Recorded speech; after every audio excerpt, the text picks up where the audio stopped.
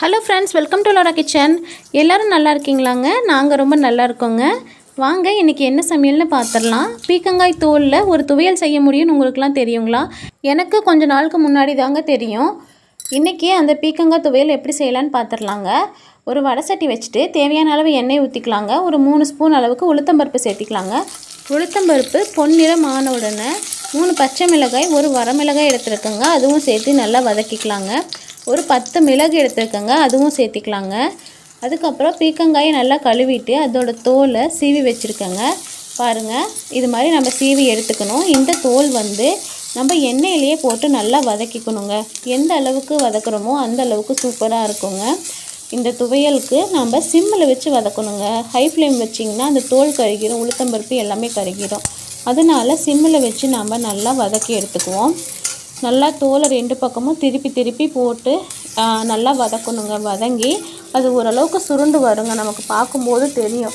அப்படி சுருண்டு வரும் பொழுது பாருங்கள், இந்த பச்சை மிளகாய் கூட எந்த அளவுக்கு சூப்பராக நல்லா வதங்கி வந்திருக்குன்னு. இந்த அளவுக்கு நாம் இதை வதக்கி எடுத்துக்கணுங்க. இப்போ பாருங்கள், நான் உங்களுக்கு காட்டுறேன் பச்சை மிளகாய் எந்த அளவுக்கு வதங்கி இருக்குன்னு சொல்லிட்டு. நாம் ஸ்டவ்வை ஆஃப் பண்ணிக்கலாங்க. ஸ்டவ் ஆஃப் பண்ணிவிட்டு நல்லா ஆற வச்சிடலாங்க. ஆற வச்சுட்டு இது கூட ஒரு பிஞ்ச் அளவுக்கு புளி சேர்த்திக்கலாங்க. அப்புறம் தேவையான அளவு தேங்காய் துருவல், ஒரு கைப்பிடி அளவுக்கு போதுங்க. அப்புறம் நல்லா ஆற வச்சு ஒரு மிக்ஸி ஜாருக்கு மாற்றிக்கலாங்க. மாற்றிட்டு இந்த துவையலுக்கு தேவையான கல்லுப்பு சேர்த்திக்கலாங்க.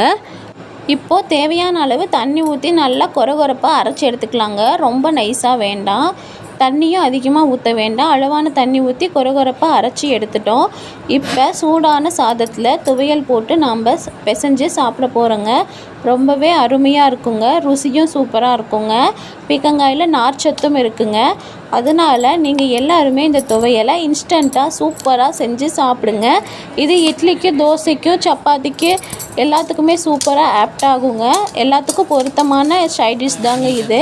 இந்த துவையல் உங்களுக்கு பிடிச்சிருந்தா நம்ம வீட்டில் ட்ரை பண்ணி பாருங்கள். இந்த பீக்கங்காய் துவையல் உங்களுக்கு பிடிச்சிருந்தா நம்ம சேனலை மறக்காமல் சப்ஸ்கிரைப் பண்ணிக்கோங்க, லைக் பண்ணுங்கள், தொடர்ந்து வாட்ச் பண்ணுங்கள். இந்த பீக்கங்காயில் நார்ச்சத்து இருக்குங்க.